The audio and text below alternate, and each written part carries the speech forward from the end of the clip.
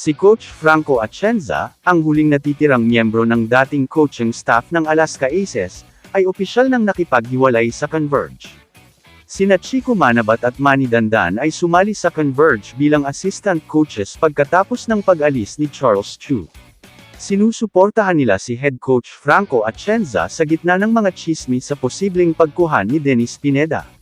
Umalis din ang ilang mga tauhan, na nagdaragdag sa haka-haka tungkol sa direksyon ng koponan. May ugnayan sina Manabat at Dandan kay Converge Governor Arken Cayabyab. Ngayon inulat nga ni Sir Snow Badwa, na opisyal nang umalis bilang head coach ng Converge si Franco Atienza.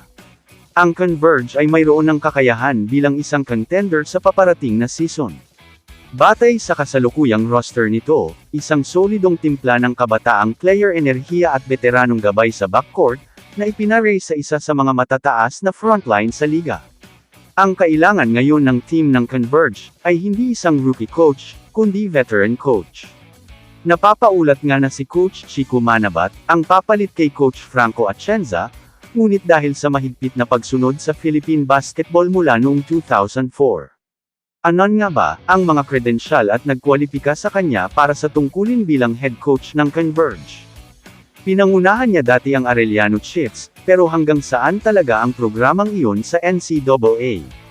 Kung seryoso nga naman ang Converge na bawiin ang competitive edge nito mula noong nakaraang season, dapat nitong unahin ang pagkuha ng coach na marunong manalo, isang championship caliber coach o isang batikang veterano, na dumaan sa mga digmaan at alam kung paano manalo.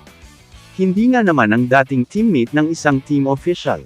Hindi isang taong hindi pa nasusubukan sa PBA. Hindi isa pang dummy coach na dating katulong sa Alaska. Kailangan nilang pangalanan ang isang tunay na coach at makakuha ng tunay na halaga sa kanilang mga pamumuhunan at desisyon. Di hamak nga naman na mas may credential pa nga sina Alden Ayo at Charles Chu, na humawak sa Converge kesa kay Manabat. Kamusta mga idol? Sports Zone PH para sa sports news and update. Kung bago ka pa lamang dito sa channel ko, pindutin mo na ang subscribe button at notification bell para lagi kang update sa mga sports news.